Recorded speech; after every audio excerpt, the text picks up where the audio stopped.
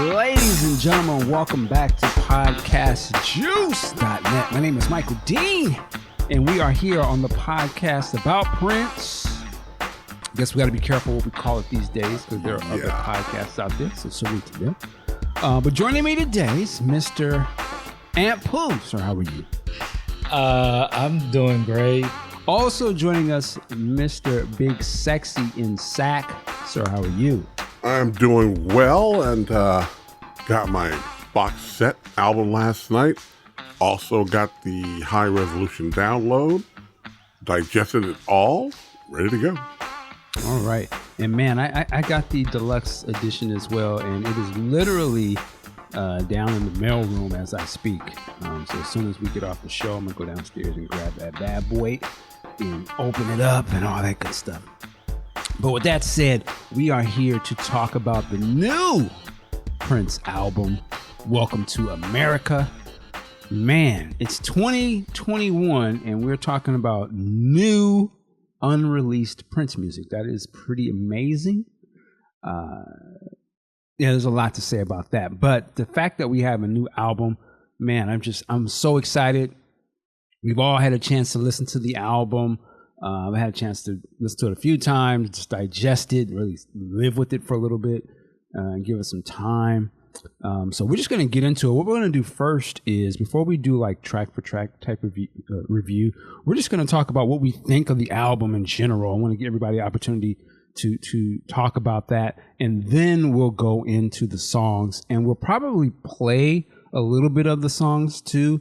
And so for my people on YouTube, this is not going to be very long because YouTube don't play around with you playing music.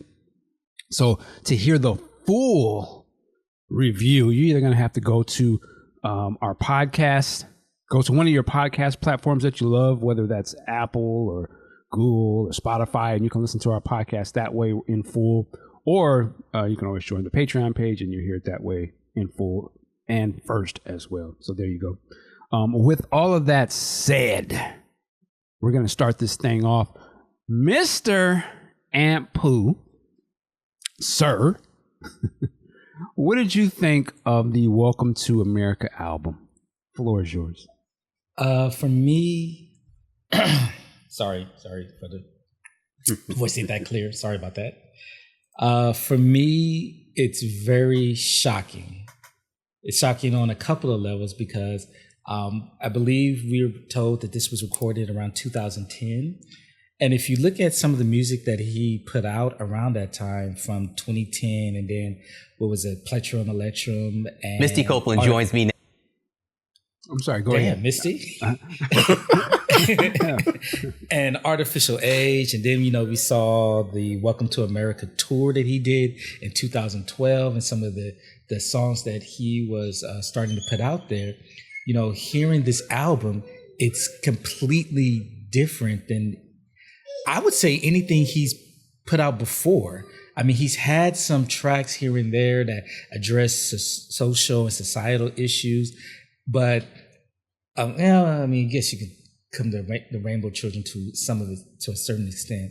But not only was it the tone of the album, it was, I wouldn't say it was a concept album, but what are those, like when you listen to Marvin Gaye's What's Going On, those type of themed albums, it's definitely, for me, was just something totally different.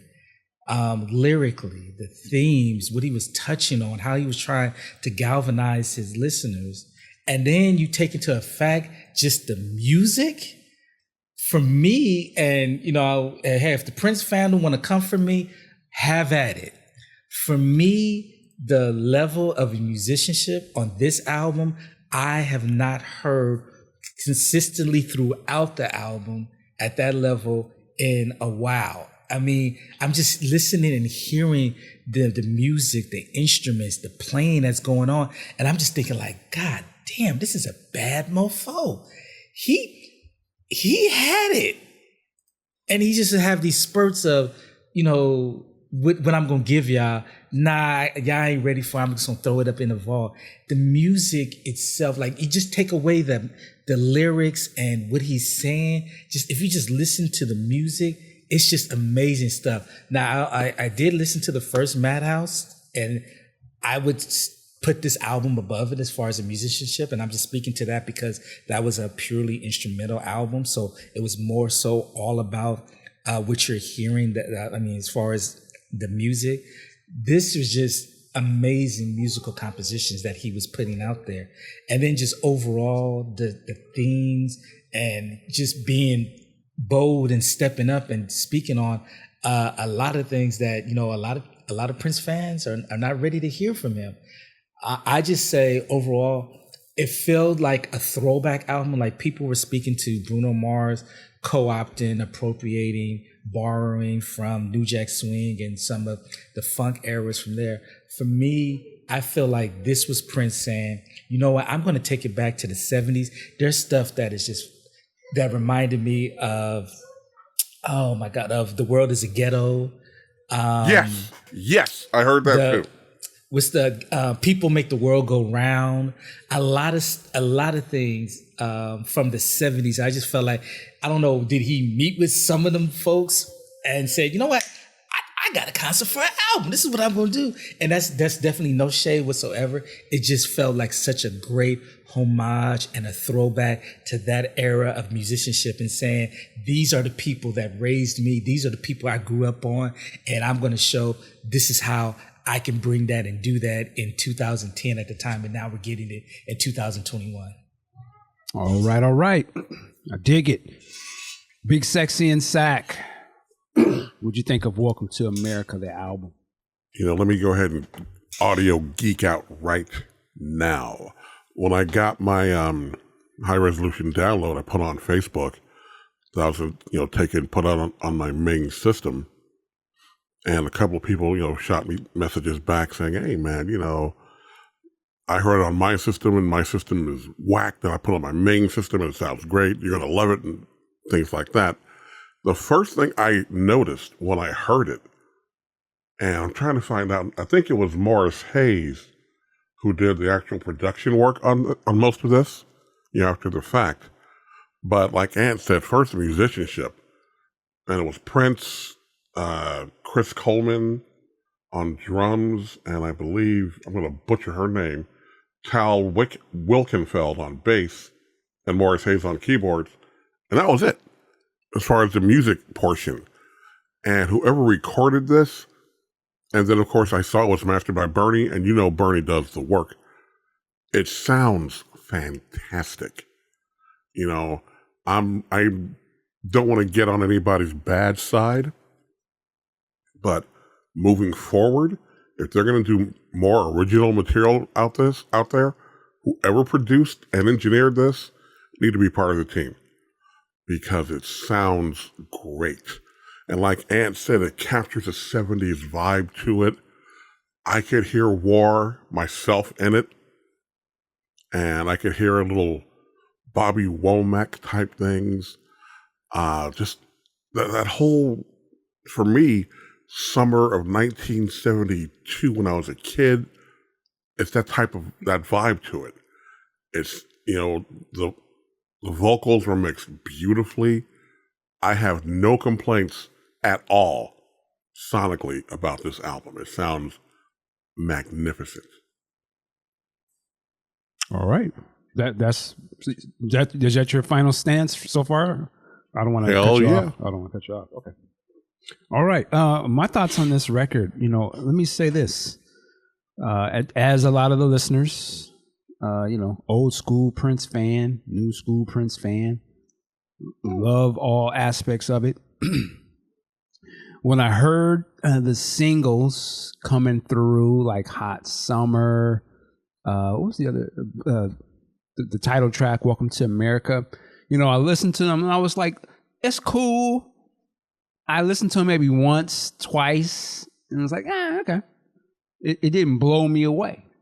It's just like, it's kind of, I was like, I know this side. I was like, okay, I kind of can see where this might be going, and I was like, all right. And before I got the album, I was ready. I'm going to keep it a purple grand. I was ready to just be like, this is cool. They found an unreleased joint from 2010. Okay, that's cool. you know, I wasn't too excited. My expectations weren't through the roof or anything. Sat down and listened to this album, and I just started from the top and let it play. And I got in, I had heard Welcome to America, but I got into it. I was like, oh, let me just get into this. And I was like, okay, I know what Prince is doing here. He's done this before. You know, he is great at like starting albums off, and it's sort of like getting you into the vibe, you know, and the feeling of what you're about to get into. And here, you know, he's going in musically. It's a very like, you know, that dum dum dum dum. It's kind of just welcoming you in. I can almost see it like you're walking into the concert, or you're just starting up and it's just starting to come out, and it'd be a real cool, like your first impulse is like, oh, this is gonna be on some jazzy type, you know, cool type. But he comes in and he just starts spitting, you know, the lyrics, and I'm like, oh. He's on, this is like some, you know, Rainbow Children. It just doesn't have the, you know what I'm saying? I was like, oh, he's about to go in. Okay, let me sit down and listen to what he's talking about. And, you know, for me, it's that kind of cynical Prince. Again, it's a Prince we've heard before, you know, Controversy, Dirty Mind. He's always had this type of style where he talks about the world. So I was like, okay. I'm getting into it. And then by the time I get to the end, we'll go to the tracks later. By the time I get to the end of the album, I was just like, nigga, this album is cold. Like, God damn. I didn't expect that. I was thinking it was just going to be on some bland Prince by the numbers. Not at all. This is a head buster. On multiple levels. Musically, just like the brother said earlier, banging. I look at this as you can look at Prince where he was at 2010 whenever he recorded it, but I see in my mind, I put it in the context of, man, if you go all the way back to the first album and just through all the different phases he done went through in all the years, this is where he was musically at this point. It is so far advanced. The people he's playing with are so far masters of their instruments and can play with a guy who is the epitome, if I'm saying this right. He is the, you know, top of the bar of musicianship, and they're playing with them and he can vibe back and forth. I was just like, this is crazy. Like a lot of the things that's going on in this album, I can hear all through all his other albums. He's still Prince, and the way he plays the songs at their cores are the same. But it's just that the fact that he is so more advanced as a musician compared to the prior albums back in the day that I herald, and I can hear it. I was like, God, it's the same shit. It's just that he's at another level, and it's almost like he's relaxed in it. And the people that he's playing are either they have benefited from coming into a world after Prince has existed. You know what I'm saying? Like when you go to play for Prince at that point, you know what he is. You know what to expect. And you also, as a musician, know that you have to be on your shit. So to me, I hear that, you know, as opposed if you go back to listen to some of the older albums that are bomb, but you can hear where Prince was at that time. And you also hear when they're allowed to contribute, where the musicians were at that time too. And no slight to them, but the cats that was playing on albums 30 years ago, I'm just keeping it 100. There are different levels than the cats that are playing on these records today. The cats that are playing these records on today was able to study those old cats and everything else that came through in music, and their playing shows that. So they on some other shit. Let's just keep it 100. So when you hear this, yeah, I keep that in mind. So I was just like, I was blown away. And I'm like, a dude that has done so many jams and all this stuff over the years, he's still able to come with some stuff that I would say, this is hot. You know, I was still like, I was shocked when I listened to it. I was like, yo, this dude is beyond badass. The other thing I'll say with this album made me recognize, I actually went back and listened to like Hit and Run, Phase 2, and some of the newer ones that I've only listened to a few times just because I was like, yeah, these is cool, it's cute. But if some of the songs, because you can hear the influences they very timely to this, I was like, man, I was kind of sleeping on some of this other stuff.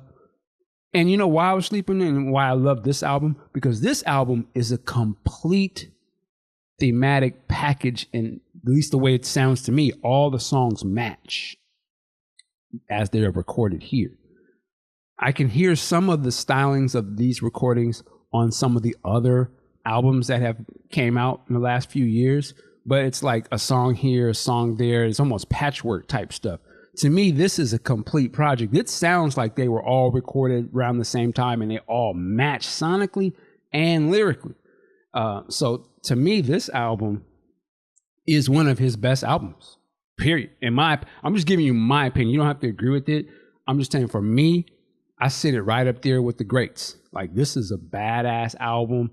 Again, musically, lyrically, it's cold. I love it. And I think the thing about these songs, why I was kind of lukewarm coming into it, because I don't know, these songs to me, this is going to sound crazy, they work now to me as separate songs because I've ingested the album. I've heard them in their full context. But I think when you take them out of the album and you just start playing them by themselves without understanding where they fit, they just became like, oh, okay, this is cool. Hot Summer, I wasn't really feeling Hot Summer. And he came out with that song years ago. Remember, it was like on the website, or it came, somehow they had put it out back in the day. And I first heard, I was like, yeah, it's cool. I'm not going to really listen to that. And even when they dropped it as a single, I was like, that's cool. I remember that song. It's cute. Now that I hear it in the album, when it comes on in the album, in the placing where it comes, banger. I can't stop listening to it. I sang the song just out and about now. It's a saying to me when I see some foolishness on the street. Man, it's gonna be a hot summer. Or you might see a chick walking by. Man, it's a hot summer. I dig it. I get it now. I was like, okay, this is genius. In the context of the album, all the songs work perfectly for me. So that's my quick take on it, is to say, man, welcome to America. You need to, one, take the time to listen to it. That's what this album is. You need to take your time. And that's what a lot of Prince's albums have always been. But I would say even this one, because we can't help but to come into this with our expectations, what we want it to be like, what we think it's supposed to sound like, or what it's supposed to mean. But if you take the time to listen to it from the top to the bottom a couple of times, if you take the time to read the lyrics when you're listening to the songs, you're going to be like, yo, what? Man, I'm going to go on Google real quick. It may make some of y'all do your Googles, because you're going to be like, what do you mean George Washington never told no lies? We would all be what? Saved? Ooh.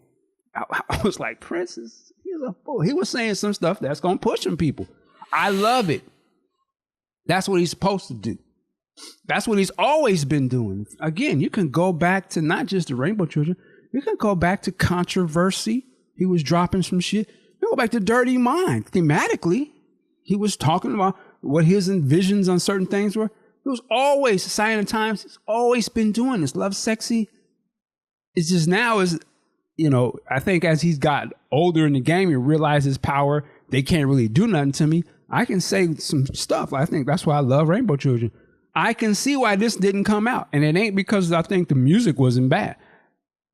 I just think what he's talking about on it, he knew that's going to upset some people, or certain parts of the fan base ain't ready to hear this type of stuff, or they don't want to hear that. That's not their Prince.